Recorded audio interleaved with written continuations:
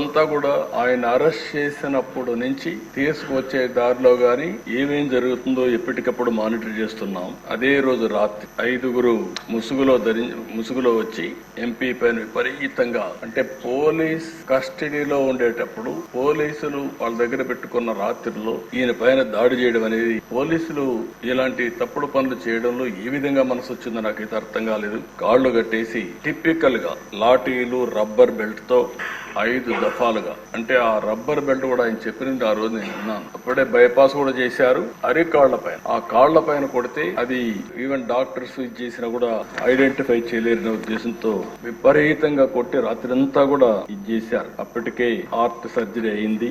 గుండె మామూలుగా సర్జరీ అయినప్పుడు కొంచెం ఇబ్బందులు కూడా ఉంటాయి. అలాంటిది మంచం మీద ఎక్కి రొమ్ముల పైన కూడా ఎక్కి విపరీతంగా కొట్టి తీవ్రంగా హింసించారు. వాళ్ళు హింసించిన విధానం మీరు చూస్తే ఎక్కడికక్కడ మంచం కోళ్లు కూడా కింద నుండే కాళ్లు కూడా ఇరిగిపోయే పరిస్థితికి వచ్చాయి. మామూలుగా అక్కడ సిఆర్పిఎఫ్ సెక్యూరిటీ ఉంటుంది. అలాంటి సిఆర్పిఎఫ్ సెక్యూరిటీ లేకుండా పంపించేశారు. రాత్రంతా తీవ్రంగా హింసించారు. తీవ్రమైన బూతులు తిట్టారు.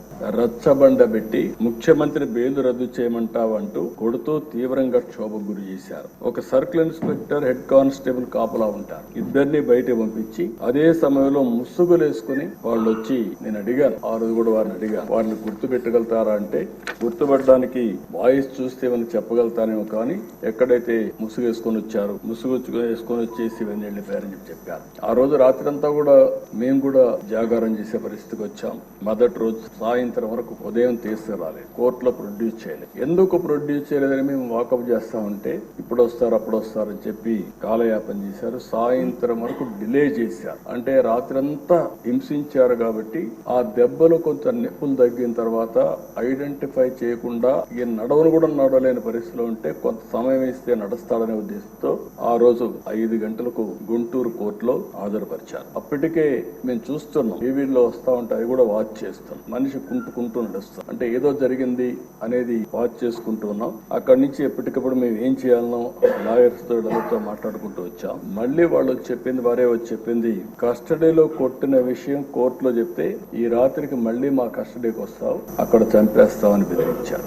ఈ విషయాన్ని చూసినప్పుడు ఈ రాష్ట్రంలో కూడా ఇవన్నీ జరుగుతాయా అనే ఆశ్చర్యం కలుగుతుంది. ఈ వీడియో నచ్చితే లైక్ చేయండి. అలాగే మా ఛానల్ ని ఫస్ట్ టైం కనుక చూస్తున్నట్టయితే ఇప్పుడే సబ్స్క్రైబ్ చేసుకుని పక్కనే ఉన్న గంట సింబల్ ని యాక్టివేట్ చేసుకోండి. అప్పుడే మేము పెట్టే ప్రతి వీడియో మీకు నోటిఫికేషన్ గా వస్తుంది. అలాగే ఈ వీడియో పూర్తిగా చూసినందుకు ధన్యవాదాలు.